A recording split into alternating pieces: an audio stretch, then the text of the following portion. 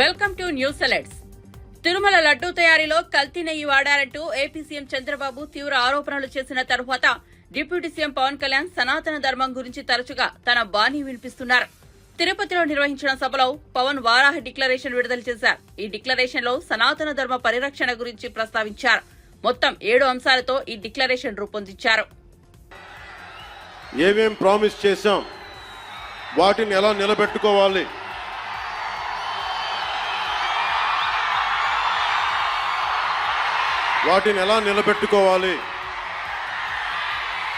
ఆర్థిక వ్యవస్థ దెబ్బతింది, దాన్ని ఎలా నిలబెట్టాలి. గౌరవ ముఖ్యమంత్రి శ్రీ చంద్రబాబు నాయుడు గారు కానీ, కేబినెట్ కానీ, ఎన్డీఏ ఎమ్మెల్యేలు కానీ, జనసేన కానీ అందరం ఒకటి ఆలోచిస్తా ఉన్నాం. రాష్ట్ర అభివృద్ధి ఎలా ముందుకు తీసుకెళ్ళాలి అని. గెలిచిన రోజున ఏం చెప్పాం? 164 సభ్యులు ఎమ్మెల్యేలుగా గెలిచి 21 మంది ఎంపీలుగా గెలిచి ఆంధ్రప్రదేశ్ బలం, ఆంధ్రప్రదేశ్ విజయం, కేంద్ర ప్రభుత్వానికి వెన్నుదన్నుగా నిలబడింది. గెలవగానే నేను చెప్పింది కూడా ఒకటే, ఏ పార్టీ కూడా మనం పగా ప్రతీకార రాజకీయాలు ఉండవు, ద్వేషించం, చాలా మర్యాదగా వినమ్రతతోటి ఉన్నాం. దశాబ్దం పైన నన్ను వ్యక్తిగతంగా తిట్టారు, కించపరిచారు, అవమానం చేశారు.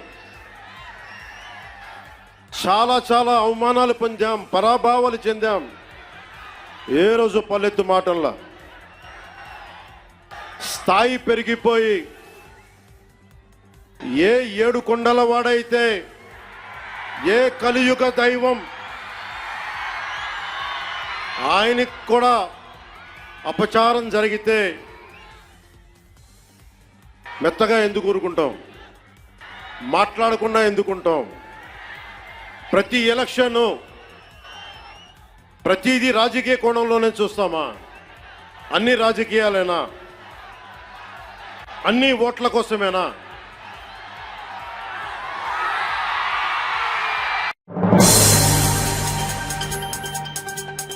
కొందరు పేదలను, కిరాయి మనుషులను ఎగదోసి మూసీ, హైడ్రా కూల్చివేతలపై రాజకీయం చేస్తున్నారని సీఎం రేవంత్ రెడ్డి ఆరోపించారు.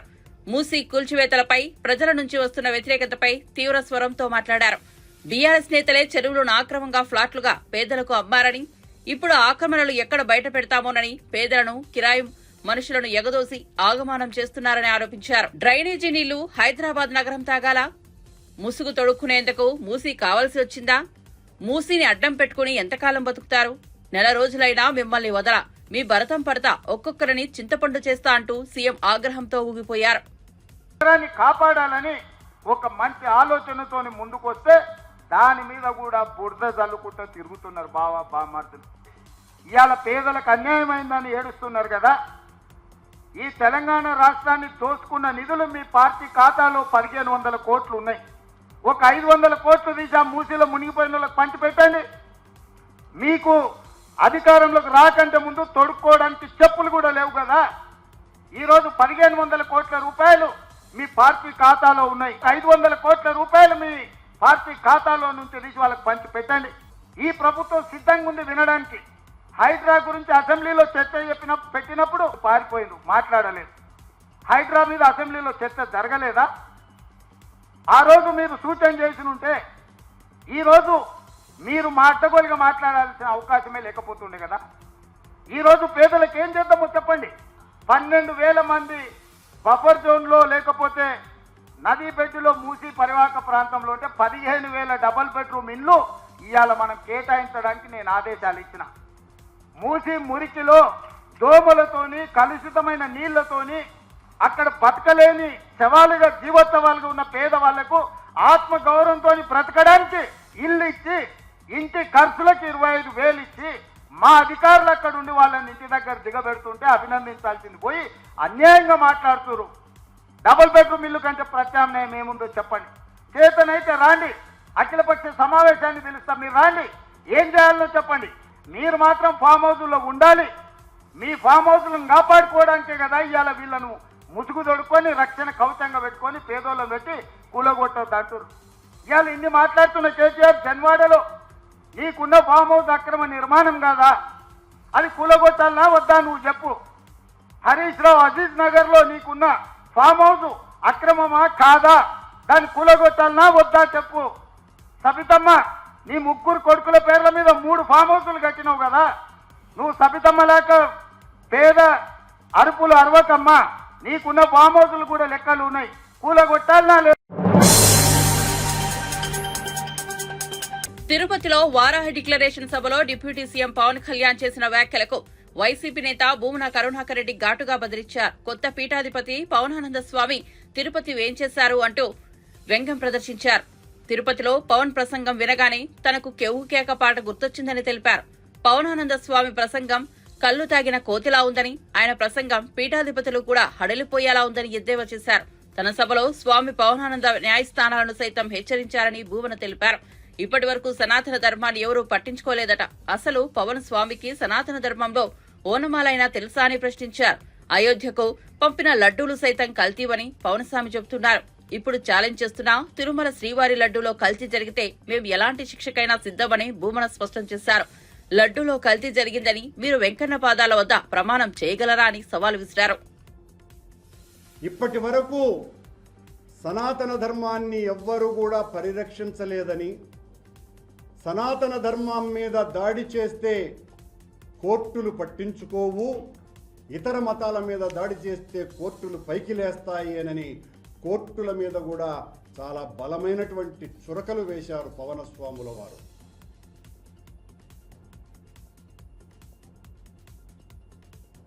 సనాతన ధర్మం గురించి ఓనమాలు కూడా తెలియనటువంటి వ్యక్తి ఈ రోజున ఆదిశంకరాచార్యుల తరువాత ఆదిశంకరాచార్యుల వారు చతుర పీఠాలు పెట్టిన తరువాత శృంగేరిలోను, ద్వారకలోను, పూరిలోను జ్యోతిర్మఠం తరువాత ఈ రోజున మళ్ళీ పవనస్వాముల వారు అంతకంటే కూడా వీర విజృంభణ చేసి ఆనాడు 72 అవైదిక మతాల మీద తన దండంతో నిలువరింపజేసి హెచ్చరించి వాళ్ళనందరినీ కూడా సనాతనం వైపు మళ్లించినటువంటి శంకరపాదుల వారి కంటే కూడా తీవ్రంగా ఆగ్రహోగ్రదగ్ధులై పవనస్వాముల వారు సనాతన ధర్మం మీద ఈరోజు మాట్లాడటం జరిగింది. ఈ రోజున పవనస్వాముల వారు శ్రీ వైష్ణవ ప్రచారం చేసినటువంటి 12 మంది ఆళ్వారుల కంటే కూడా మరింతగా 13వ ఆళ్వారులాగా అవతరించినట్టుగా మాట్లాడుతున్నారు. ఈ ధర్మం ఎలాంటిది, ఈ ధర్మం మీద దాడి చేస్తే ఊరుకుంటామా అని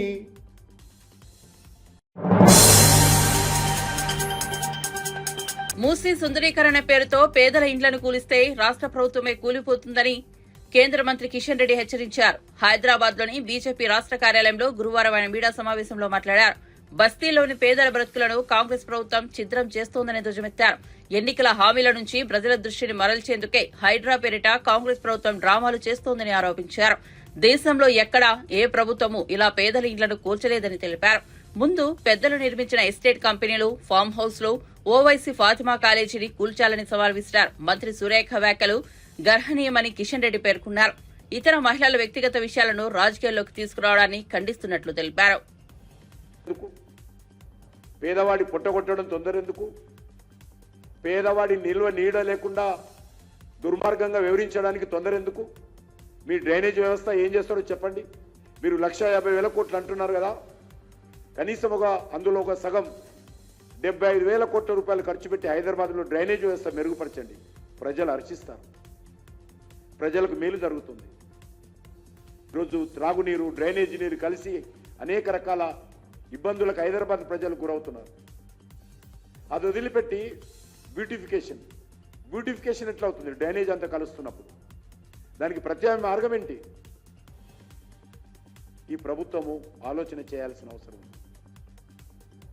మీరు 1,50,000 కోట్లు అంటున్నారు కదా, మరి ఈరోజు వర్షపు నీరు కాలువలు పూర్తిగా మూసుకుపోయాయి, సిల్ట్తో క్లోజ్ అయిపోయాయి హైదరాబాదు. చిన్నపాటి వర్షానికి హైదరాబాద్లో ఇళ్లకి నీళ్ళు వస్తూ ఉన్నాయి. దానికి పరిష్కారం చూపిస్తారా? ఏది అవసరం ఉందో అడుగుతా ఉన్నాను. మీరు తేవాలనుకుంటున్నటువంటి అప్పు 1,50,000 కోట్ల అప్పు, మీరు సుందరీకరణ చేయాలనుకుంటున్నటువంటి మూసీ రివర్ మీద పెట్టేటువంటి ఖర్చు, హైదరాబాద్ నగరాన్ని కనీసం డ్రైనేజ్ మీద, స్టామ్ వాటర్ లైన్ల మీద మీకు చిత్తశుద్ధి ఉంటే అది ముందు చేయండి, తర్వాత బ్యూటిఫికేషన్ చేయండి. బ్యూటిఫికేషన్ కూడా చేయాలనుకుంటే మీరు 2 సైడ్లో రిటైనింగ్ వాల్ కట్టండి. అంతేకాని రిటైనింగ్ వాల్ కట్టడం ద్వారా బ్యూటిఫికేషన్ చేయొచ్చు. ఎవరు కట్టుకున్నారు ఇండ్లు? ఎప్పుడు కట్టుకున్నారు? నిన్న మొన్న కట్టుకున్నారా? మీ కాంగ్రెస్ పార్టీ అధికారంలో ఉన్నప్పుడే కట్టుకున్నారు. అంజయ్య గారు, లేకపోతే భవన వెంకట్రామ్ గారు, విజయభాస్కర్ రెడ్డి గారు, ఆ తర్వాత చంద్రబాబు నాయుడు గారు, లేకపోతే ఆ తర్వాత వచ్చినటువంటి రాజశేఖర రెడ్డి గారి హయాంలోనే ఇవన్నీ నిర్మాణాలు జరిగాయి. కాబట్టి ఆ రోజు ఒక విధానం, ఈ రోజు ఒక విధానం కాదు. పేదవాడు ఒక్కొక్క ఇటుక పేర్చి తమ రక్తాన్ని చెమటగా మార్చి ఈరోజు గ్రూప్ 1 పై సీఎం రేవంత్ రెడ్డి సోయలేని మాటలు మాట్లాడుతున్నారని వికలాంగుల కార్పొరేషన్ మాజీ చైర్మన్ కె వాసుదేవరెడ్డి విమర్శించారు. హైదరాబాద్ తెలంగాణ భవన్లో గురువారం ఆయన మీడియాతో సమావేశంలో మాట్లాడారు. గ్రూప్ 1 ఉద్యోగుల భర్తీపై ముఖ్యమంత్రి వ్యాఖ్యలు చూస్తుంటే అనేక అనుమానాలు కలుగుతున్నాయని పేర్కొన్నారు. త్వరలో గ్రూప్ 1 నియామక పత్రాలు విడుదల చేస్తామని ఇటీవల సీఎం ప్రకటించారని, గ్రూప్ 1 మెయిన్స్ పరీక్షలు జరగకముందే ఫలితాలెలా ఇస్తారని ప్రశ్నించారు. కొంపదీసి గ్రూప్ 1 పోస్టులు ఉంచారా, బేరం పెట్టుకున్నారా అనే సందేహాన్ని వ్యక్తం చేశారు. సీఎం వ్యవహారం పిల్ల పుట్టుక ముందే కుళ్ల కుట్టినట్లు ఉందని ఎద్దేవా చేశారు. సమావేశంలో బీఆర్ఎస్వై నాయకులు విద్యాసాగర్, మధు పాల్గొన్నారు.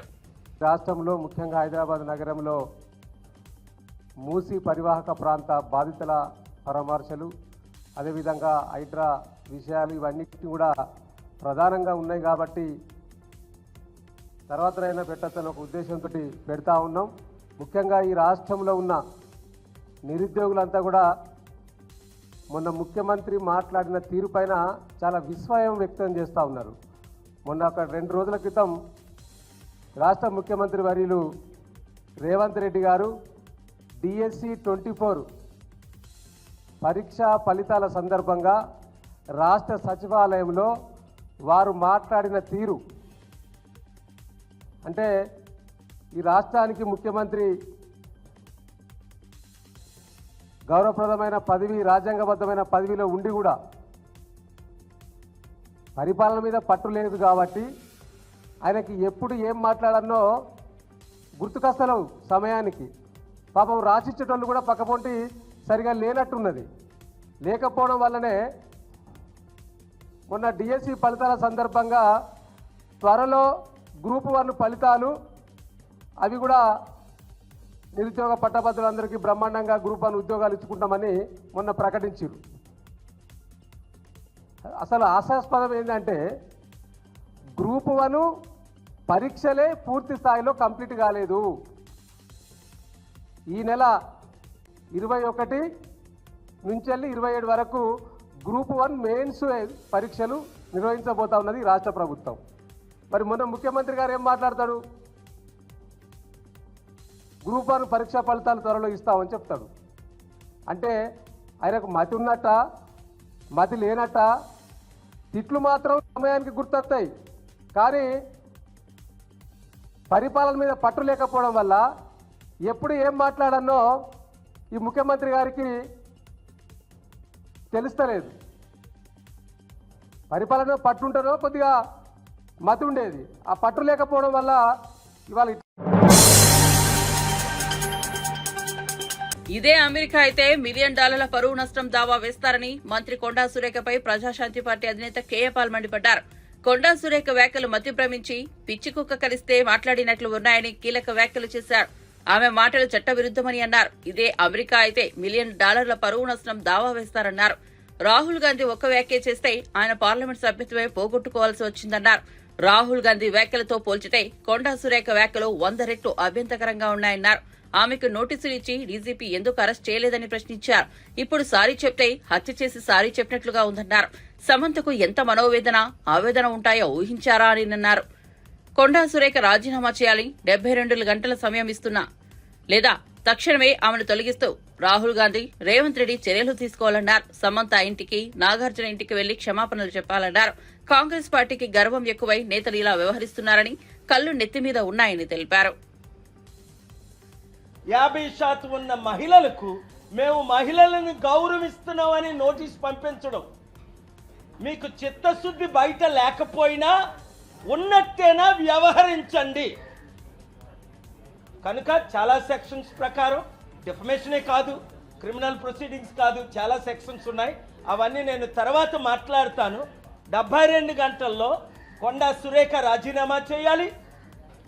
2, సమంత పేరుతో వాళ్ళ కుటుంబం అన్నది సమంతకి ఇంటికెళ్ళి అపాలజీ చెప్పాలి, నాగార్జున ఇంటికెళ్ళి అపాలజీ చెప్పాలి.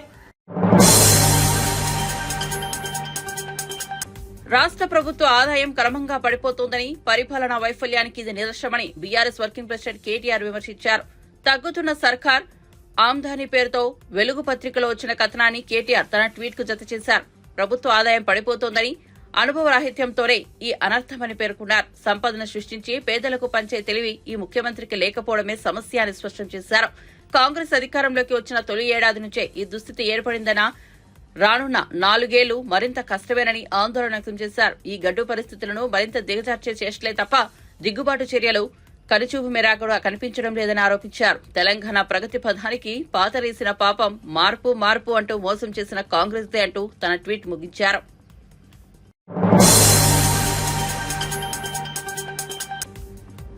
ఏపీలో కూటమి ప్రభుత్వం తీసుకొచ్చిన కొత్త మద్యం పాలసీపై ఎమ్మెల్సీ వైసీపీ మహిళా విభాగం అధ్యక్షురాలు వరదు కళ్యాణి మండిపడ్డారు.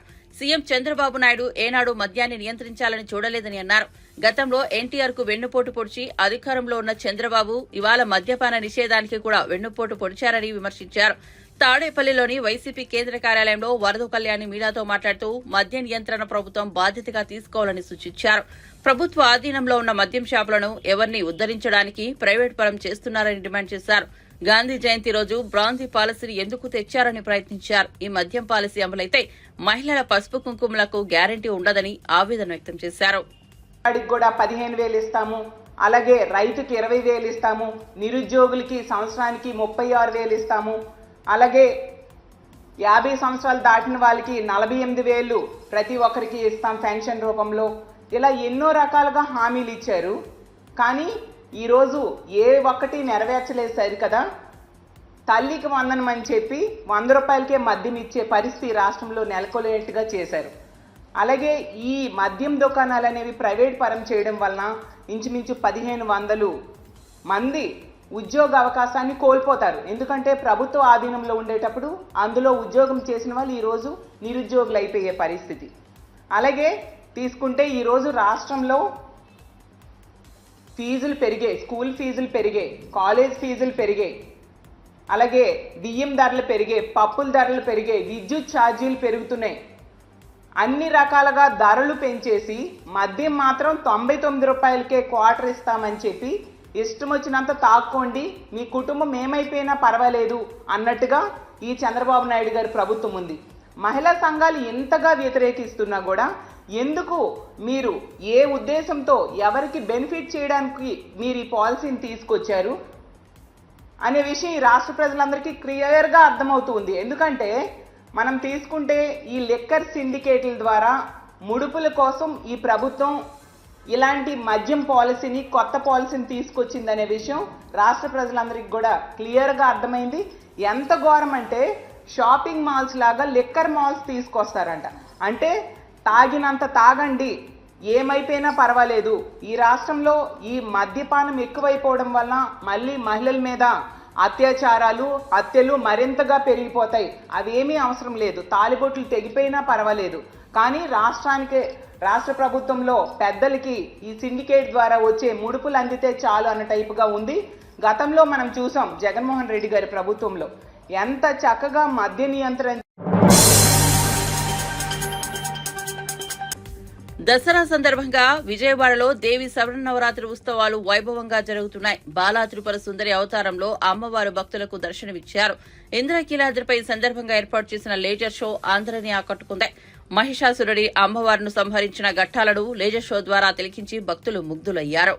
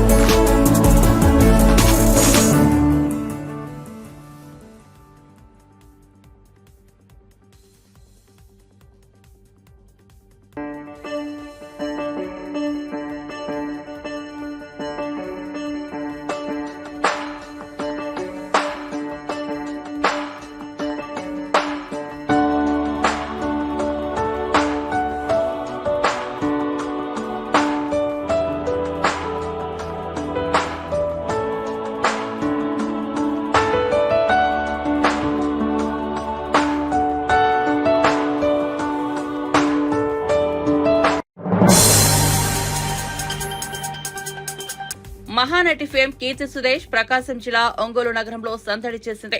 నగరంలోని గుంటూరు రోడ్డులో నూతనంగా నిర్మించిన చెన్నై షాపింగ్ మాల్ ప్రారంభోత్సవ కార్యక్రమంలో ముఖ్య అతిథిగా పాల్గొనడంతో పాటు ఒంగోలు నగర ప్రజలకు అభివాదం చేయడంపై ఆపై వారితో సెల్ఫీ తీసుకోవడంతో ఈ కార్యక్రమంలో పాల్గొన్న ప్రజలు కేరింతలు కొట్టారు.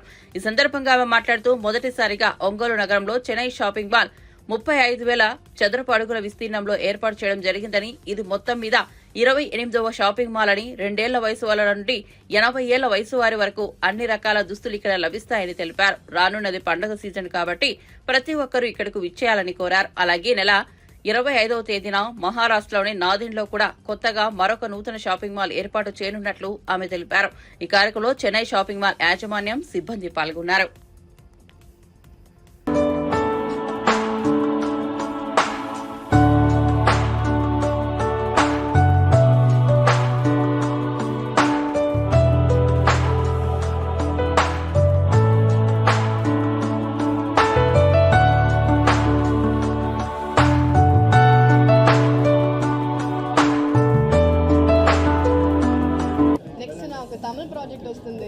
రీటా అని. దాని తర్వాత నా హిందీ ఫిలిం బేబీ జాన్ అని. దాని తర్వాత ఒక తెలుగు ఫిలిం ఉంది ఉప్పు కపూరం. ఇది నా